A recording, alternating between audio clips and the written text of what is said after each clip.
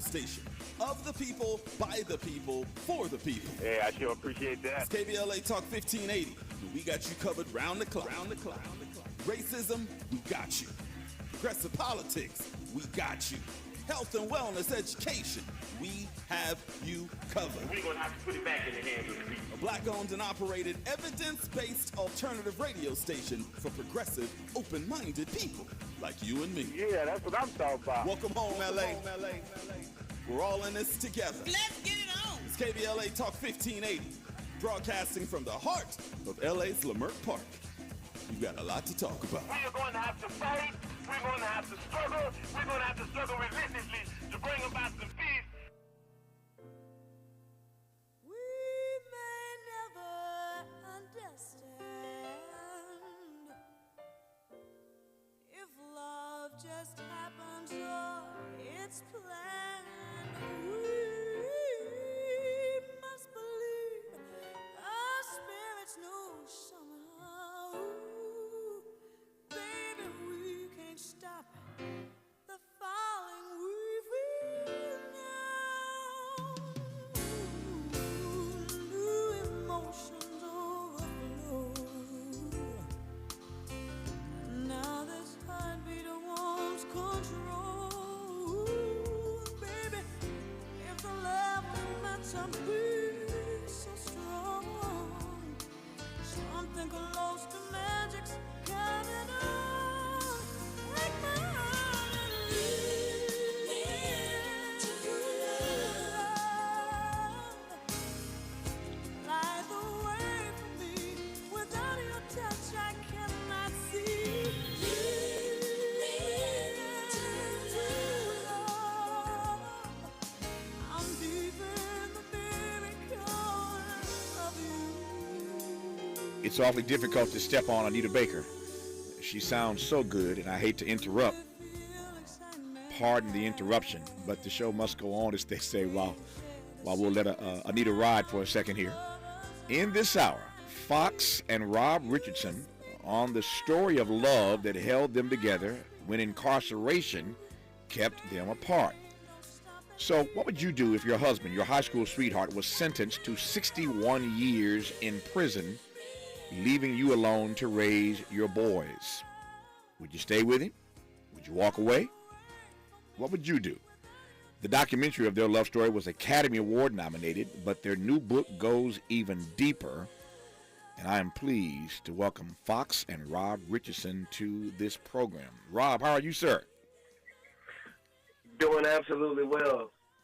Good to have you. Thank you so much, Rob, for having us on the show today. It's good to have you on. Fox, how are you today? Well, I am with the amazing Tavis Smiley. And so I think that just kind of says it all, where God has taken me from the pits of hell in prison to now being able to have a conversation with my husband, with one of the men that we admire in this work. Thank you, Tavis, for all that you've given to the black community over the years. You are so kind. I am humbled by that. I appreciate your kind words. I'm just delighted to have you both on in this hour. It is quite the love story. Let me commence by saying their new book is entitled Time, The Untold Story of the Love That Held Us Together When Incarceration Kept Us Apart. Just dropped yesterday. So it's available right now wherever books are sold. Time, The Untold Story of the Love That Held Us Together When Incarceration Kept Us Apart. Let me set some boundaries here. We have an hour, Fox and Rob. So unlike many interviews that you do where you got a few minutes here and a few minutes there, we have an hour to unpack this. I want to take my time and walk through this because it is quite the story. And so just know that you've got the freedom to share with me as we move through the next hour. And we're not going to give the whole book away because we want to sell some books for you. But we're going to tell enough of this story. We're going to tell enough of this story to make these books move. But more importantly, all jokes aside, to, I think, inspire people, empower people, and remind people that love is still the greatest force in the universe today. It's a powerful thing, and I think people will be convinced of that by the time we get to the end of this hour, if they don't already believe in the true power of love. So, Rob, again, we got some time here. Let me start with you. Take me back to your 20s. When you were fighting to get your business off the ground, you'd been turned down by every bank you applied to for a loan, And in an act of desperation, you did something that I'm sure all these years later you regret having done. But take it back to your 20s, and let's begin this story there. Take it away, sir. Yes, sir. Yes, sir. And I think I would be remiss if I did not mention the 10 years prior to when Fox and I first met, which would actually take us and our listeners back to 1987, when we met as high school sweethearts through a mutual friend of ours.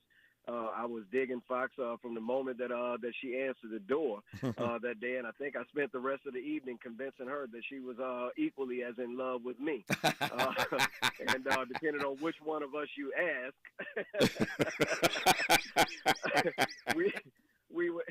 we were finally able to get that point established. And what happened from that is that we experienced a 10-year on-again, off-again relationship, long-distance relationship nonetheless, as I was in the United States Navy at the time, stationed in Holy Loch, Scotland.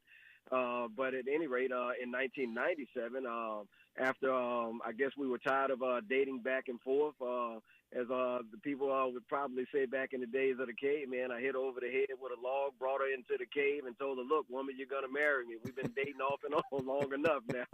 And at that point, we had 3 kids between us. She had hers, I had mine, and then we had ours together. So we were a mixed family. But we brought our families together under the under one name. That being said, we eloped to a small chapel in Kissimmee, St. Cloud, Florida, where we exchanged our nuptials. We spent the rest of the evening at what was then known as Pleasure Island. It was a part of the Disney property. And later that evening, we consummated our marriage by bungee jumping. We headed back home to our hometown of Shreveport, Louisiana, just north of New Orleans, Louisiana. And we started what would become anew for us. We bought our families what would become our family's first home, and started our first business with hopes that we would be able to leave a legacy. Back then, and when you're talking about 1997, hip hop was probably as much of a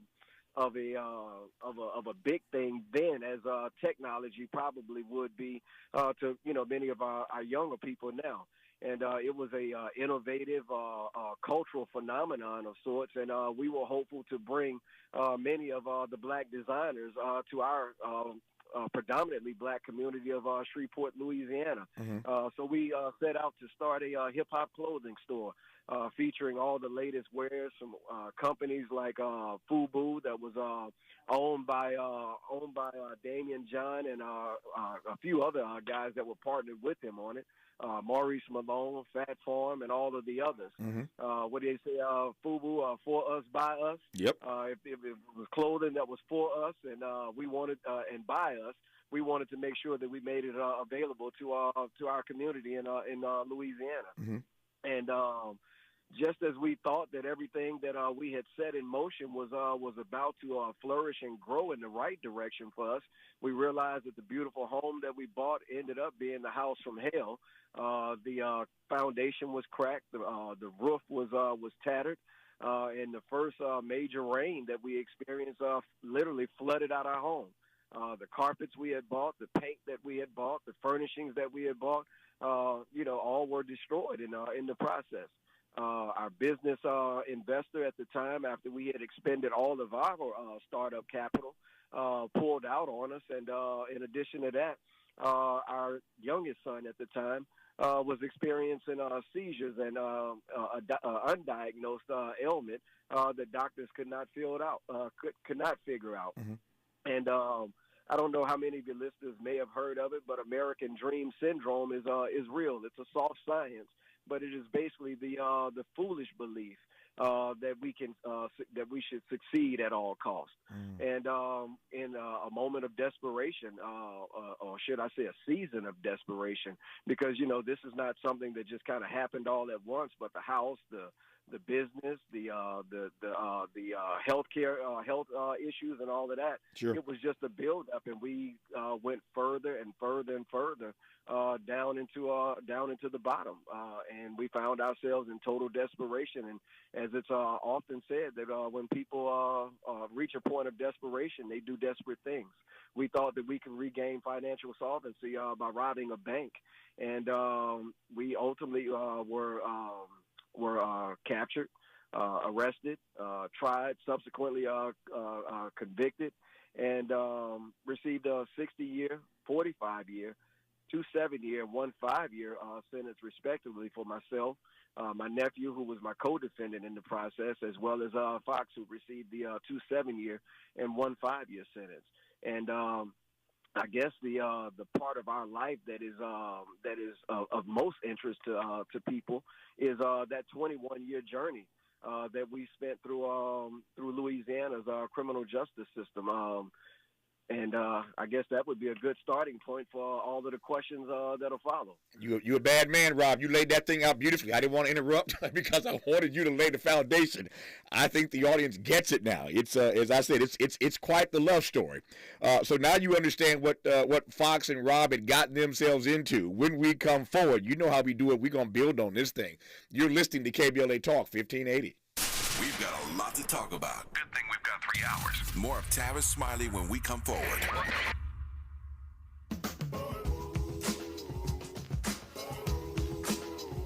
Wallace T. Russell was a leader, mentor, and visionary who worked to diversify the engineering community, provide STEM education for future generations, and was a founding member of the LA Black Council of Engineers. Wallace's influence as a mechanical engineering associate was long-lasting in the community and retired after 32 years at LADWP.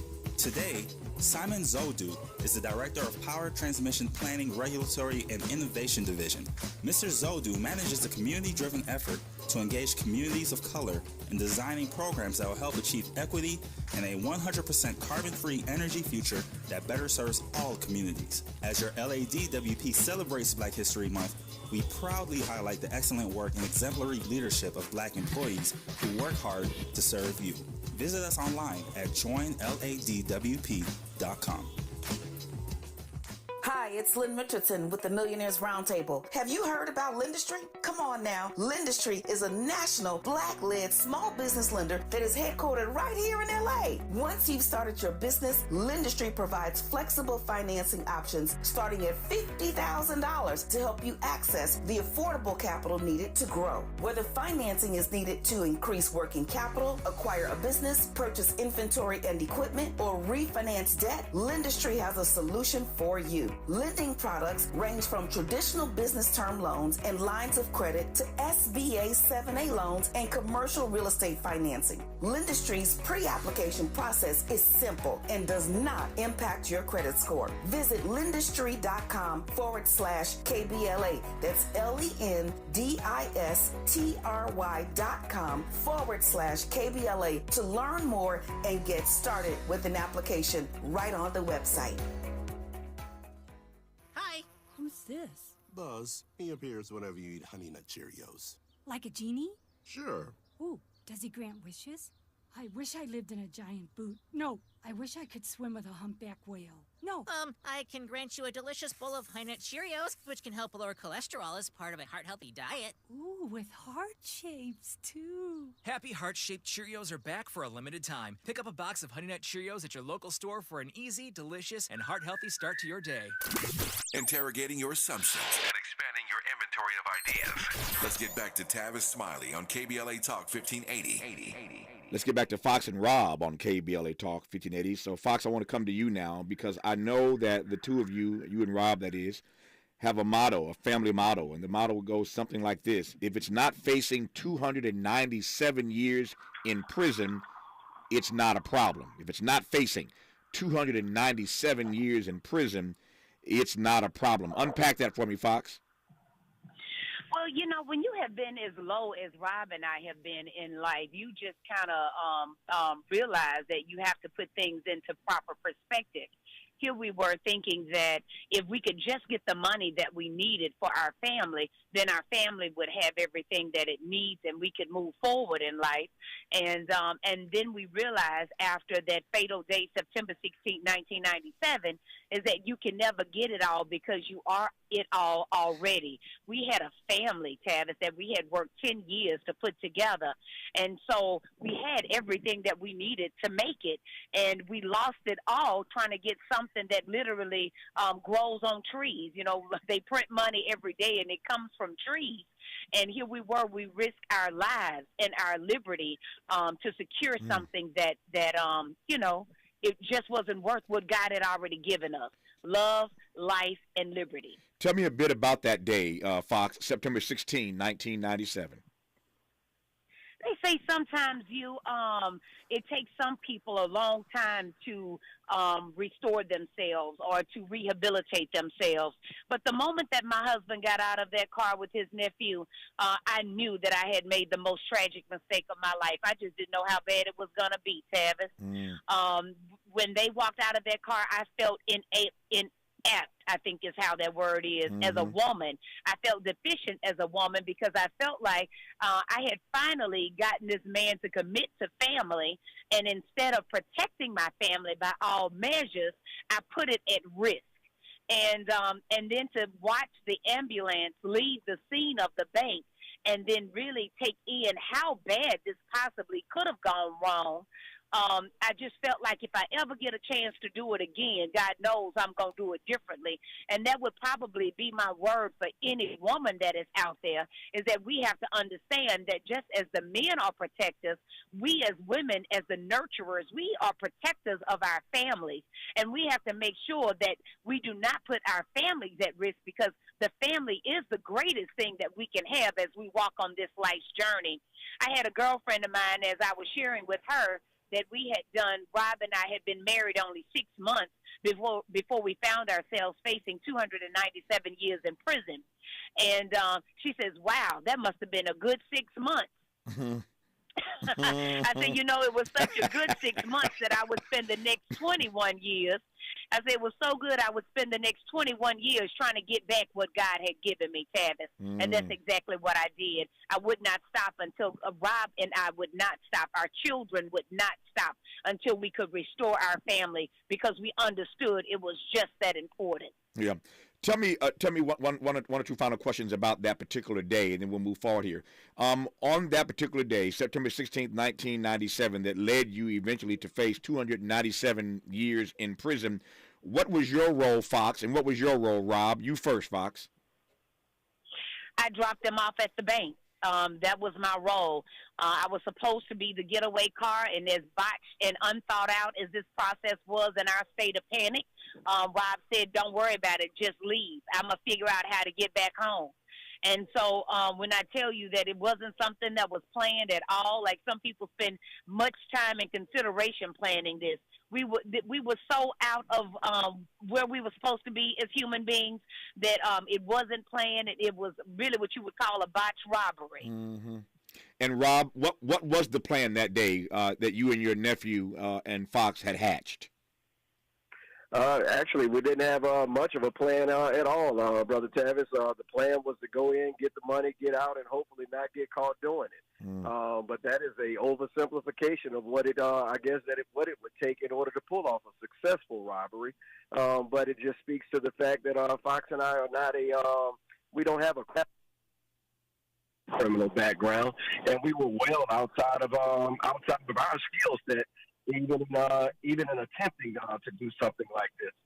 And how Murphy's Law goes, I guess when they say that anything that can happen will happen, well, that day, everything that could have happened wrong.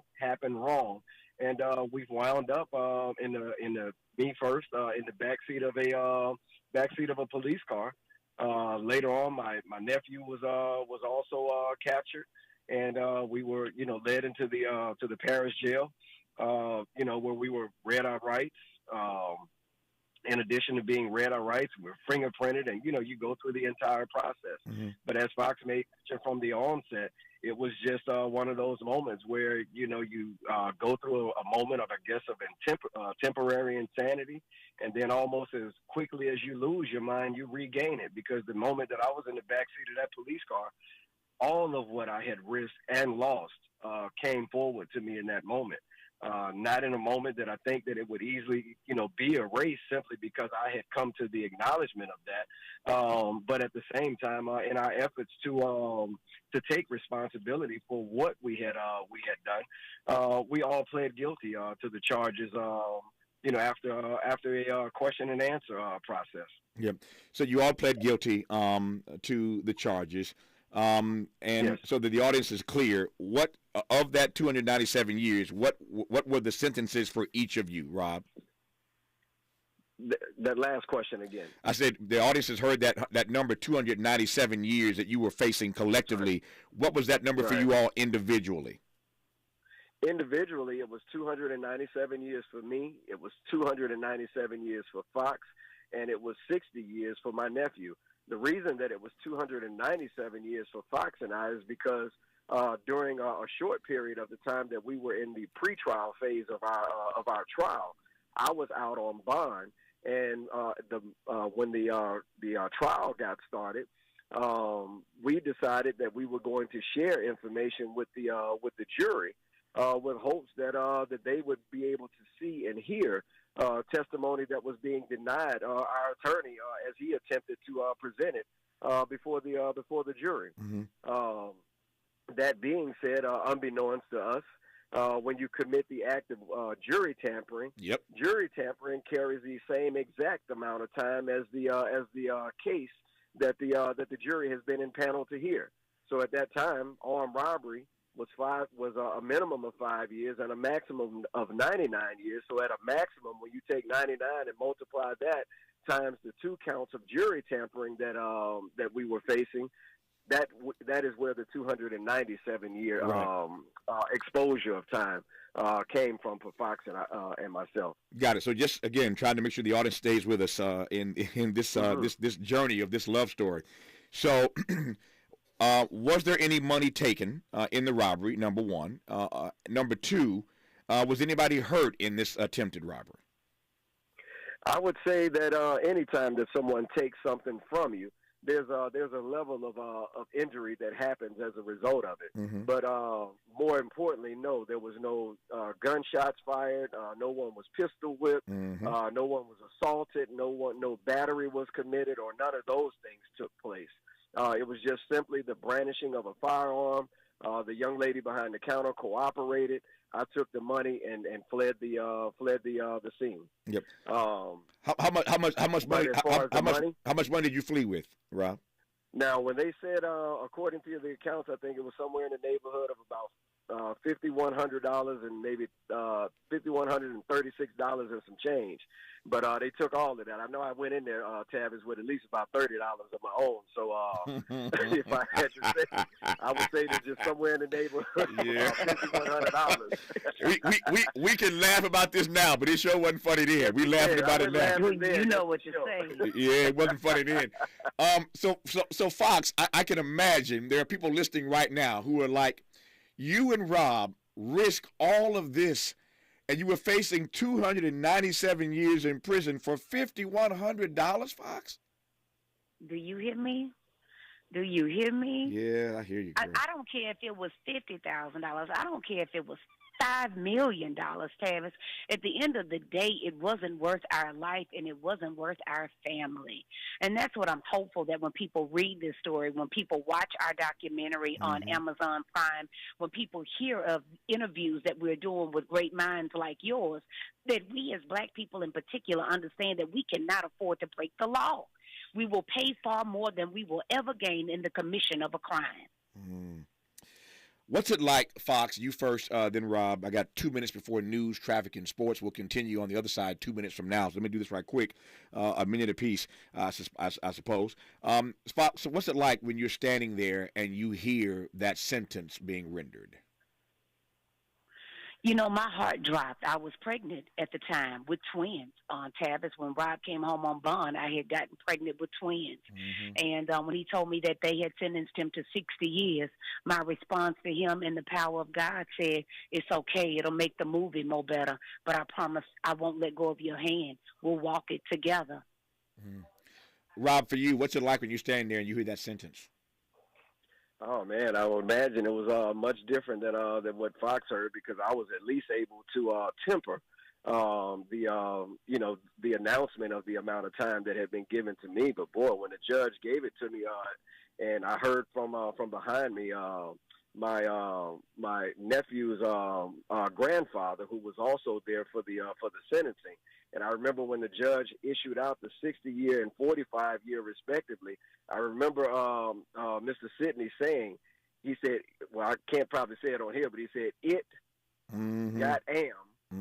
So you can fill in the rest. Yeah. He blurted it out in the courtroom because he was just as dismayed as I was. I thought he was maybe reading off the time for someone else, and maybe he just had the paperwork messed up. Yeah. I mean, never in a million years did I think that as a first offender with a college education and a military background, and my nephew being a first offender, I just never thought that in a million years that they would have not only threw the kitchen sink at us, they threw the table, they threw the cabinets, the cutlery, they threw everything at us in that moment. Because again, like I said, when you think about the pre-sentence investigation that had been conducted, as to how judges even supposedly reach a decision as far as what sanctions are going to look like for the commissions of crimes. So just never in a million years did I ever think that 60 and 45 years respectively would have been appropriate for our particular actions that day.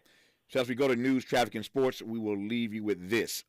61 years as a first offender, military veteran, over $5,100. Nobody gets hurt in the process, but he's facing 61 years in prison. When we come forward, what happens next? With Fox and Rob, you're listening to KBLA Talk 1580. The station you turn to when you've had it up to gear with cultural incompetence. KBLA Talk 1580.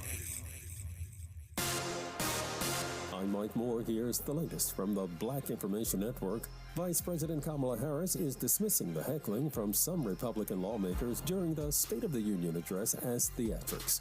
In an interview with ABC's Good Morning America, the vice president said Biden did a great job laying out his bipartisan achievements over the last couple of years, including the sweeping infrastructure law signed in 2021.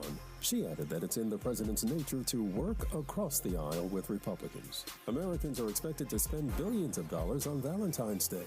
The National Retail Federation expects consumers to shell out nearly $26 billion this year. That works out to an average of about $193 per person for cards, flowers, candy, and other gifts for friends, loved ones, and even coworkers. And that's the latest. I'm Mike Moore from your 24/7 news source, the Black Information Network, and BINnews.com. See the slow drive at Monrovia, 210 West 210 approaching Mountain Avenue. The carpool lane blocked with the crash. We're loaded up from Lone Hill. Mid-City, your Santa Monica Freeway 10 eastbound as you get to Normandy. A crash onto the right shoulder right around Washington Boulevard, the busy drive. The 605 south at Rosecrans. Look out for a crash here onto the right shoulder. That vehicle's facing the wrong way. Pacoima on the 5 south approaching the 118. Looks like they've got a fallen pole or a light fixture that's down. That has slowed the drive there from at least Calgrove. Hi, I'm Kyle at Blindster.com. I sell custom-made blinds, shades, and shutters that are easy to install at prices less than big box retailers. Blindster blinds are custom-made for your windows, and I guarantee they'll fit. Don't hire a pro. Do it yourself and save big at Blindster.com. Is this the This is the KBLA Sports Minute with Ray Richardson.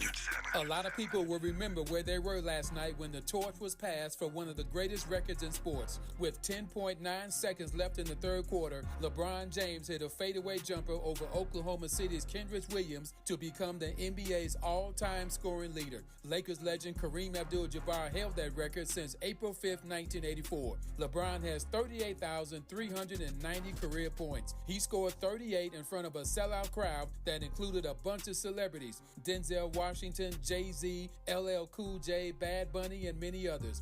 No debates, no speculation, just the info you need. That's your KBLA Sports Minute. I'm Ray Richardson. This sports report was brought to you by Original Taco Pete's. This is Aaron at Original Taco Pete's. Let us cater your Super Bowl party and future events. Call 323-348-4441 and visit us at 3272 West Slauson off Crenshaw.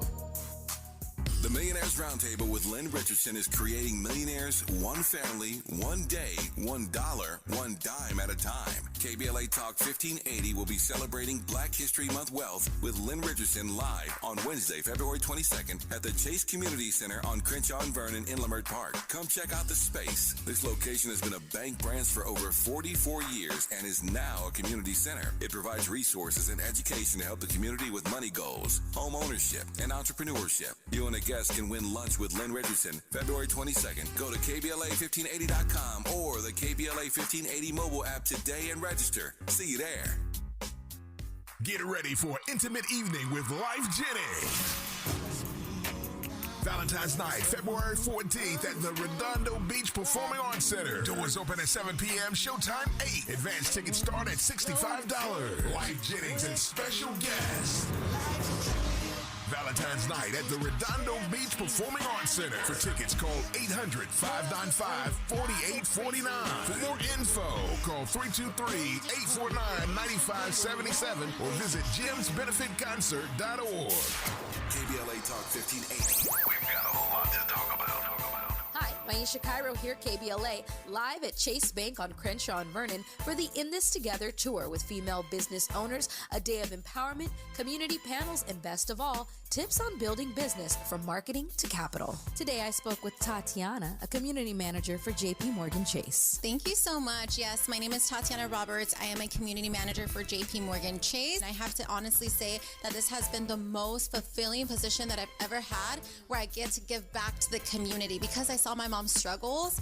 That's really what fuels what I do to make sure that the community has all the access to the resources that my mother didn't have. So for the mother who's in business, what are 3 quick tips you can give to ensure that they're on the right path to accessing financial support from a bank like Chase? Say number 1, just make sure that you're checking your credit on a consistent basis and taking action to either fix your credit, maintain your credit, or rebuild your credit. The second thing would be budget. I know that B word is kind of like ugly for, right? A lot of people don't like that B word, but it has to be done. We need to tell our money where to go. The last thing is to build a network of supporters that are going to lift you up. The community building here in Crenshaw is that network. So visit the Chase Community Center on Crenshaw and Vernon. Meet a banker today. Tell them about your business. I'm Maisha Cairo in the community for KBLA with JP Morgan Chase. We're not ratings driven. We're engagement driven. You're listening to KBLA Talk 1580. Check it out.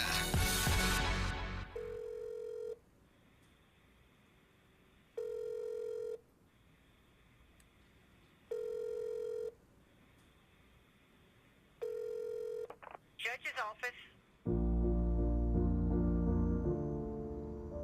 My name is Sybil Richardson, and my family is awaiting on a ruling regarding my husband's matter. I was just wondering if you might have any information on like an update on it. No, we don't have anything. You have to just look to us on Monday. Yes, ma'am. Thank you so much. Okay, all right. Have a good weekend. Bye-bye.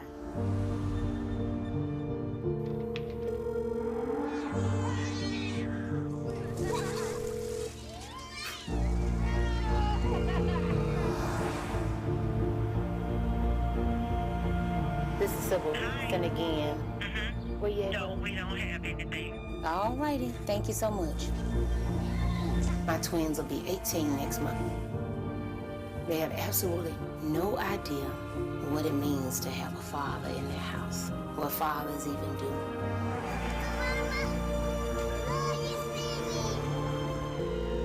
Hello. Did you get any word from over at the big house today? Anything yet? Nothing yet? No.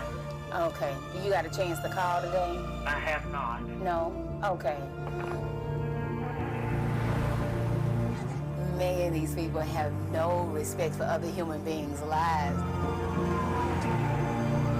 Matter matter how sane or how understanding you try to be, it just will make you lose your absolute mind. You know how hard I'm gonna be smiling when you come home?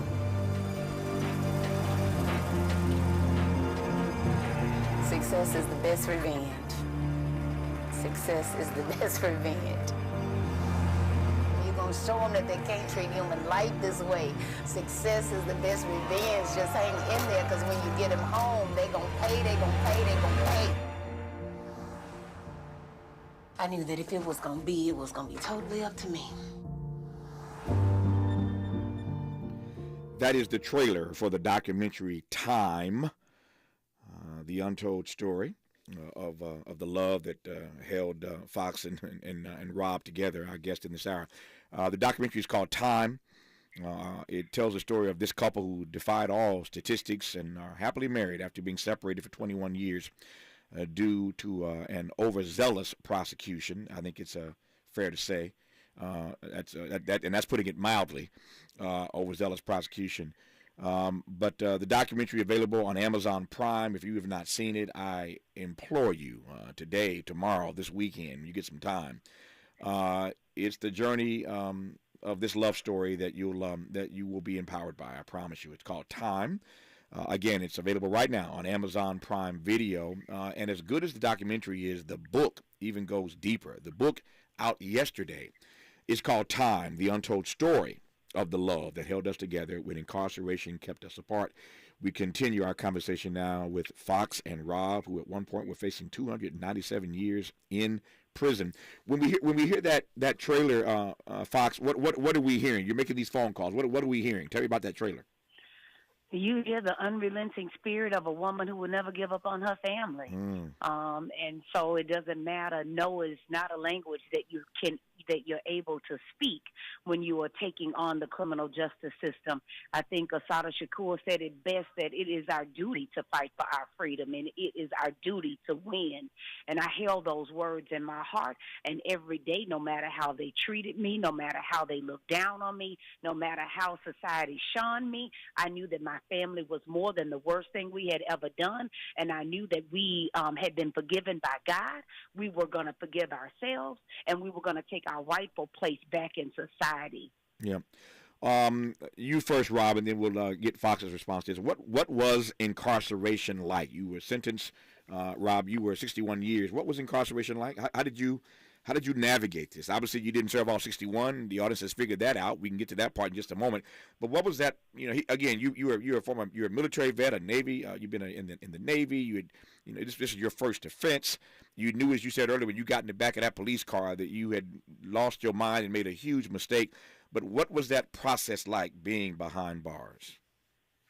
Man, Tavis, when you asked the question, and I'm thinking as a response, it just reminded me of the night that after I had been sentenced and I was awaiting transfer.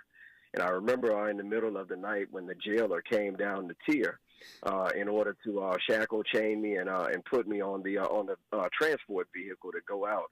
It was in that moment that I think looking back on it in hindsight, I think the PTSD that I think most black people suffer from as a result of chattel slavery, 400 years of chattel slavery in this country, I think continues to run through our DNA and through our veins.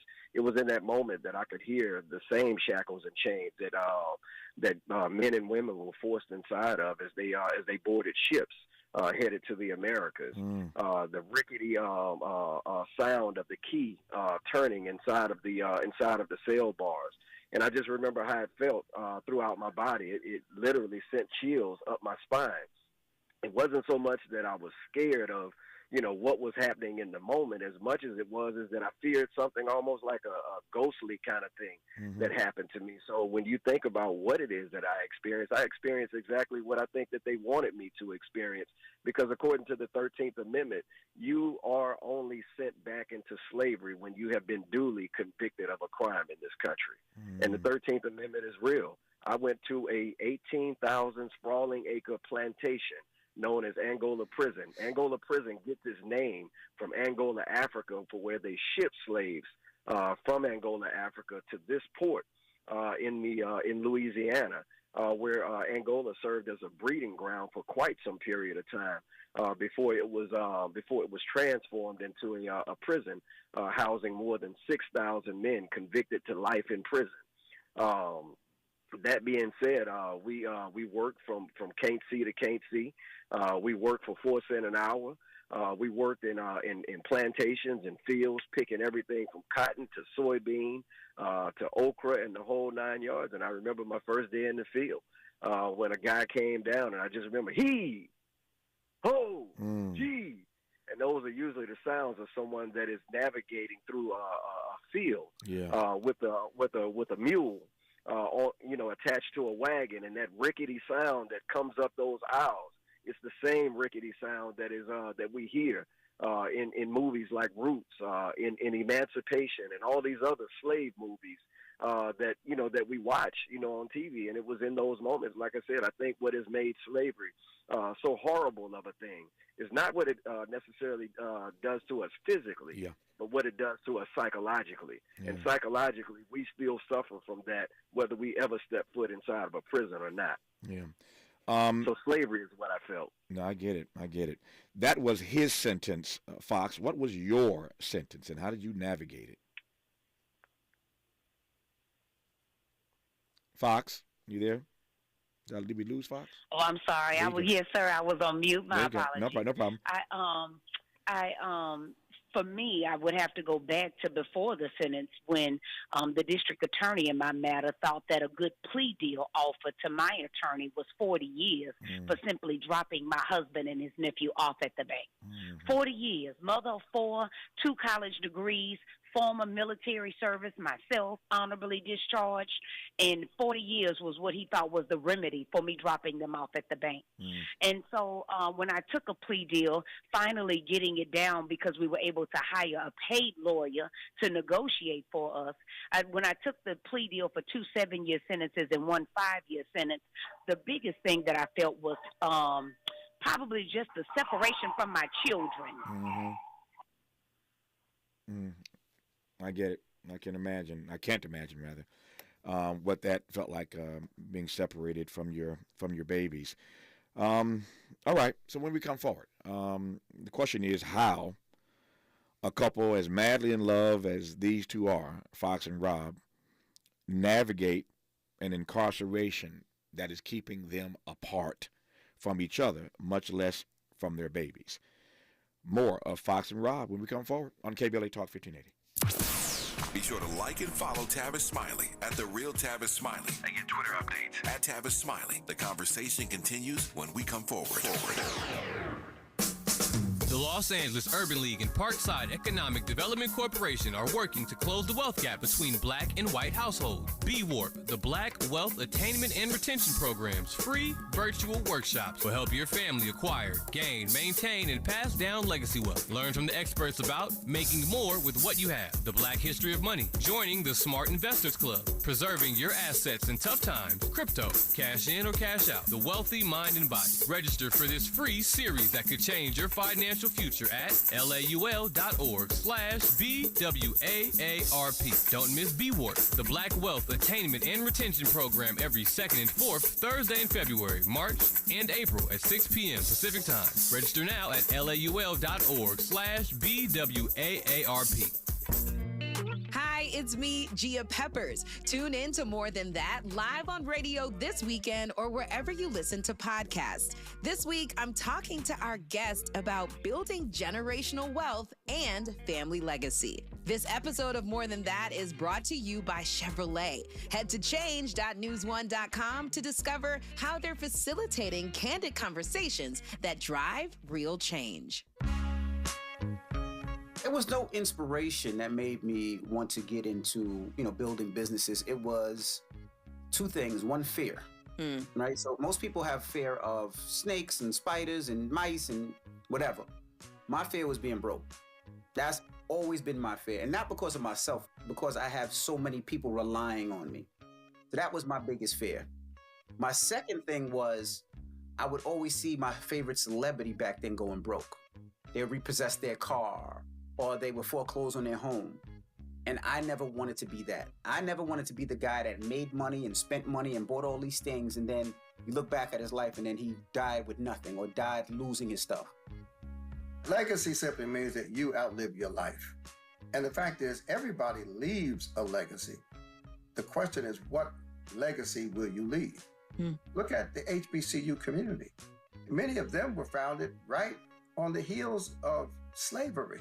Yes. Shaw University, 1865. I mean, between 1865, emancipation, and the 1900s, look at all of the development. These were people who were building and contributing, not for themselves, but for future generations. And my concern is, what will the generation 50 years from now say about this moment in time? What will they say about us in terms of how they benefited from this generation? So that's legacy. That's what legacy is. This is KBLA Talk 1580, where everybody is somebody and nobody is a stranger. You belong here. So, Fox, tell me how you navigate this period where you are, because of incarceration, separated from your man. It was probably the separation from my entire family, Travis, and in particular being responsible for my children. Rob and I always considered ourselves to be good parents, and to know that by the decision that we had made, we had socially orphaned our 5 boys that we had at the time. And that was the hardest pill to swallow. And so for me, it was about being intentional that if God had me in this space, because truly, knowing that I was a nonviolent offender, knowing that I had no prior record, truly the district attorney could have elected to give me probation or even some type of home incarceration. But instead, they decided to snatch me away from my family. And so I had to make sure that I would come out of this better than I went in. And so I became extremely intentional about making the most of my time. And so it's interesting how we evolve years later. The documentary is called Time. My book is called Time, because time is the great equalizer. It's the one thing that none of us can buy, no matter how rich we are. It's the one thing that none of us know exactly how much of it we have. And so I became very intentional about how I used my time from that point forward, and knowing that whatever time God gave me, I was going to maximize it, and I was going to be unrelenting about the restoration of my family. Yeah. I'm watching my clock here. Speaking of time, pardon the pun. Let me ask you this right quick, Rob, then we'll move forward. Let me just move through this very swiftly, though. You were given clemency. You were sentenced to 61 years. You received clemency. Tell me right quick how that happened. Then I want to wrap our conversation talking about the work that you and Fox do every single day on behalf of families across this country. But how did that clemency happen? Our state at the time was experiencing some really challenging moments in their efforts to try to work across party lines. There happened to be a Republican from Brentwood, California, who was visiting our state at that moment, and he was here with hopes of helping our governor, our current governor, work across party lines with the Republican Party in order to create a budget and some other favorable things that would move our state forward. That being said, at that same meeting, our son Freedom, of all people, ended up running into this gentleman along with our governor one night at a university, a local university here, where he was giving a speech. My son got up and asked him a question. The man who he asked the question of is a gentleman by the name of Frank Luntz. He is a Republican pollster. And when he heard my son Freedom speak to him and how he had presented himself, my son got ready to leave the room. And then in that moment, the man stopped his speech and said, "Hey, kid, where are you going? Don't leave the room. I'm about to change your life." Had no clue as to what that was even going to look like, but subsequently, he ended up having coffee with my wife and our other 5 boys. And at which point he said that, I would have to admit that after meeting you all and meeting your son Freedom in particular, I have not met anyone more impressive in the last 25 years of my life. What is it that I can do to help your family? Yeah. True to his word, he spoke to our governor and presented our matter to our governor, to which our governor responded that, I tell you what, you seem to be really committed to this cause, and if this young man can actually get past my pardon board, I'll sign the clemency. Yeah. True to his word, after a historic legislative session in 2018. The night after we had reached a resolution, our state had reached a resolution, Governor John Bel Edwards signed my clemency, and September 20th of 2018, I walked out of Angola State Penitentiary after 21 years and 4 days, a free man. I know Frank Luntz well, and every time I talk to Frank, this this subject is on my heart, because Frank is a Republican pollster, but he did the right thing on this one. I've known Frank for years. We've worked together for years. We've appeared together in a variety of places, and so I wanted the audience to know that if you've ever seen the poster Frank Luntz on anything, it was Frank Luntz who helped make this happen. When we come forward in our remaining moments with Fox and Rob, we will talk about how they're paying it forward and the work they continue to do until this very day, given the journey that they have endured. You're listening to KBLA Talk 1580. We may be LA's newest talk station, but when you're punching above your weight, it's not about whether you can throw a punch. Can you take a punch?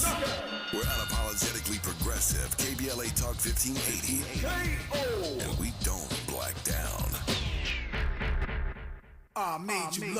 Our Weekly Los Angeles is the largest audited black newspaper in the state of California, with a distribution of over 50,000 copies weekly. Pick up a copy every Thursday to get the latest news on African American communities of LA. You can also keep up with what's going on in Los Angeles and surrounding cities by going to www.ourweekly.com. The Our Weekly website is updated daily with the current news about us and for us. For your advertising needs, Our Weekly offers economical advertising packages to fit your budget. Feel free to call Our Weekly Los Angeles at 323-905-1300 or visit the website at www.ourweekly.com. Our Weekly Los Angeles, reporting news that matters to you.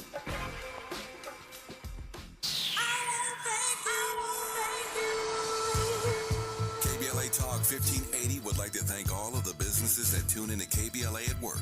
We celebrate you, your calls to the station, and your overall support. To show our appreciation, we would like to treat your office to lunch for 10, sponsored by John O'Groats family-owned restaurant and johnogroats.us. Open the KBLA Talk 1580 app or log on to KBLA1580.com to submit your office to be selected for our Office of the Week. We know you're just like our staff, putting in many hard, smart working hours per week. We just want to say thank you, and we appreciate you. You and your staff deserve lunch on us. Enter your office to win lunch for 10 and be highlighted on KBLA Talk 1580 as our Office of the Week. Open the KBLA app or log on to KBLA1580.com to enter your office today to become the KBLA Talk 1580 Office of the Week. Sponsored by John O'Groats family-owned restaurant and johnogroats.us. Become the KBLA Talk 1580 Office of the Week. This has been a KBLA Talk 1580 community call to action. Let's unpack a little bit more with Tavis Smiley. The conversation continues right now. As you now know, Rob ended up serving more than 2 decades in America's bloodiest penitentiary, Angola, until receiving clemency from John Bel Edwards, governor of Louisiana, back in 2018.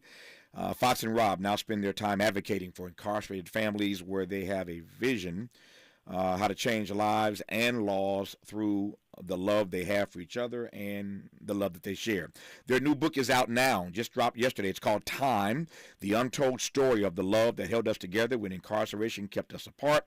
I highly recommend it. The documentary about this powerful story, Time, is available right now on Amazon Prime Video. In the 3.5 minutes I have left, first you, Rob. Tell me about your work and what you've learned about our carceral system. The one thing that I've learned about it, Brother Tavis, is that to be free is to free others. The moment that I walked out of those gates, the promise that I made to the men that I left behind was that any opportunity that I got to elevate my voice for them, I would do so. My wife and I started a ministry, Rich Family Ministries, and its first initiative was PDM NOLA. PDM NOLA is short for Participatory Defense Movement NOLA. It is a model that was created out of Silicon Valley debug, where we teach legal awareness as the best form of defense to justice-involved people. And through that organization, we judge our success by the amount of time that we save a person, opposed to the amount of time that they have been sanctioned to serve. And to date, we started April of 2019 officially with that organization. And to date, we've saved more than 3,300 years of people doing time behind bars. Last word to you, Fox. First of all, how is your family and all those boys? How's the family doing? And tell me about. I guess the question is what you make of how all this has turned out.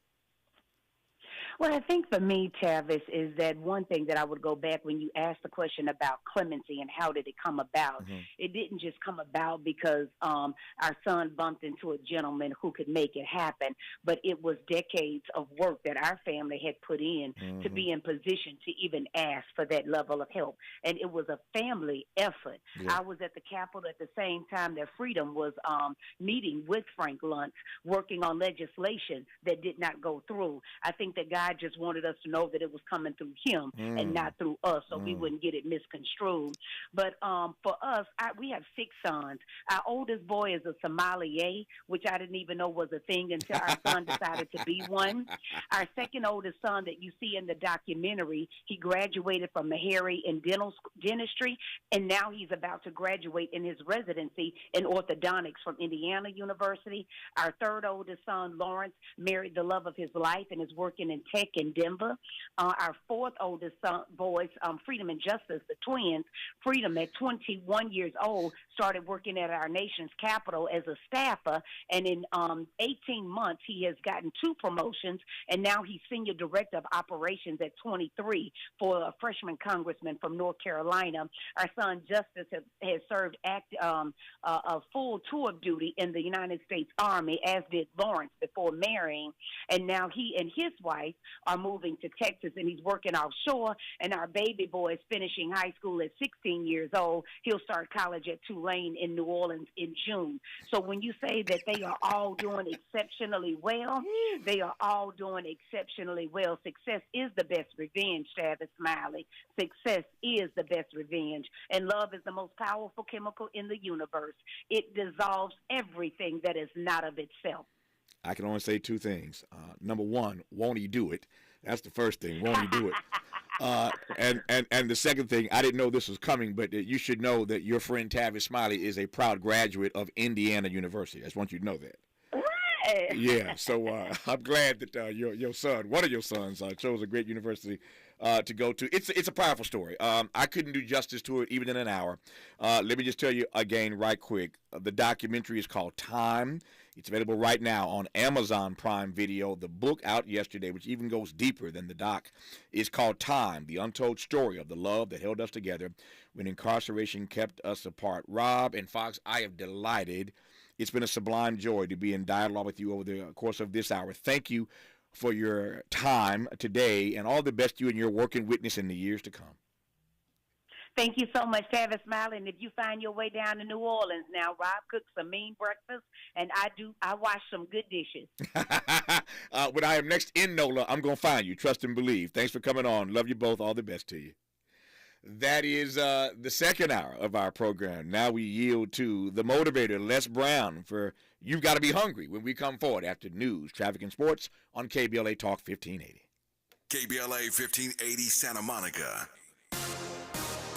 I'm Mike Moore. Here's the latest from the Black Information Network. Vice President Kamala Harris is dismissing the heckling from some Republican lawmakers during the State of the Union address as theatrics. In an interview with ABC's Good Morning America, the vice president said Biden did a great job